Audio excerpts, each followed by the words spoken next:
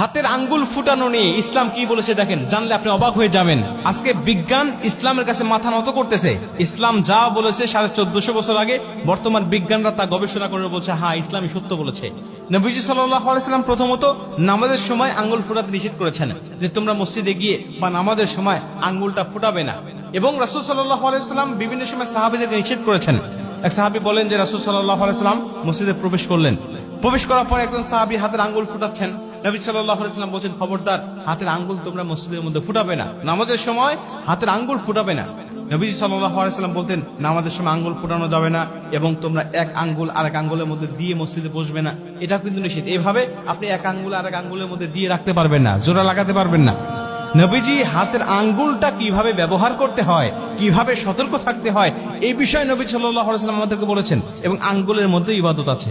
আপনি নামাজের মধ্যে যখন তাশাহুদ পাঠ করবেন, এই তাশাহুদ পাঠ করার সময় কিন্তু আপনাকে আঙ্গুলটা উঁচা করতে হবে। আপনি যখন আশহাদু আল্লা ইলাহা ইল্লাল্লাহু ওয়া আশহাদু আন্না মুহাম্মাদান আবদুহু ওয়া রাসূলুহু আপনি যখন পাঠ করবেন, তখন আপনি এই তাশাহুদ, এই শাহাদাত আঙ্গুলটা কিন্তু উঁচা করবেন। এই শাহাদাত আঙ্গুলটা উঁচা করে আপনি তখন কিন্তু ইশারা করবেন যে আল্লাহ পাক এক। আশহাদু আল্লা ইলাহা ইল্লাল্লাহ, আপনি যখন মুখ দিয়ে বলছেন যে আল্লাহ পাক এক, আমি সাক্ষ্য দিচ্ছি, ঠিক তেমনি ভাবে আপনি আঙ্গুলটা উঁচা করবেন এবং এভাবে আপনি সাক্ষ্য প্রদান করবেন। তার মানে আঙ্গুলেরও ইবাদত আছে। শুধু তাই নয়, নামাজের মধ্যে আল্লাহ রাসূল সাল্লাল্লাহু আলাইহি ওয়াসাল্লাম বলছেন, যখন তোমরা বসে থাকবে তখন এই আঙ্গুলটা কিন্তু কিবলার দিকে থাকবে এবং সারা সারা অবস্থায় থাকবে, একটু ফাঁকা ফাঁকা অবস্থায় থাকবে।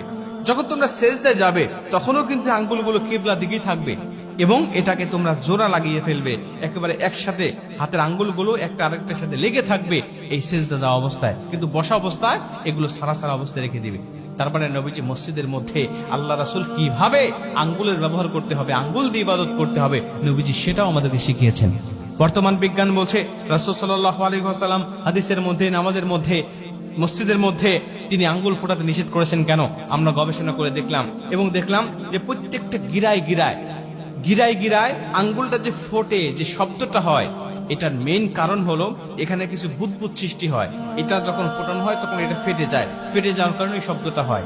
যদি কোনো মানুষ রেগুলার আঙ্গুল ফুটায় বা কন্টিনিউ আঙ্গুল ফুটায়, তাহলে তার শরীরে বিভিন্ন সমস্যা হবে। এবং মানুষ যে শক্তি দিয়ে এই আঙ্গুলটা ভাঁজ করে বা ধরে, এই শক্তিটা তার নষ্ট হয়ে যাবে যদি সে কন্টিনিউ আঙ্গুল ফুটাতে থাকে। হঠাৎ দু একবার করেছে বা মাঝে মাঝে করে, তাহলে তার তেমন কোনো সমস্যা হবে না। কিন্তু যদি কেউ রেগুলার এগুলো করে, তাহলে তার সমস্যা হবে। রাসূল সাল্লাল্লাহু আলাইহি ওয়াসাল্লাম এজন্য তিনি সবসময় নিষেধ করেন নাই, তিনি একটা সময় নিষেধ করেছেন, সেটা হলো মসজিদে গিয়ে বা নামাজের সময় তোমরা ফোটাবে না। কারণ এইটুকু সময় যদি তোমরা বিরত থাকতে পারো, তাহলে হয়তো তোমরা সেই সমস্যার সম্মুখীন হবে না। কিন্তু তোমরা যদি সব সময় আঙ্গুল ফুটানোর অভ্যাস করে ফেলো, তাহলে দেখা যাবে যে তোমার কঠিন বিপদের মধ্যে কিন্তু তোমাকে পড়তে হবে। বিজ্ঞান বলছে সত্যি রাসূল সাল্লাল্লাহু আলাইহি ওয়াসাল্লাম যত কথা বলেছেন, যত নিয়ম তার উম্মতকে বাতলে দিয়েছেন, প্রত্যেকটা নিয়মের মধ্যেই কল্যাণ রয়েছে, যদি তার উম্মতেরা সেই কল্যাণগুলো, সেই নিয়মগুলো মেনে নিতে পারে।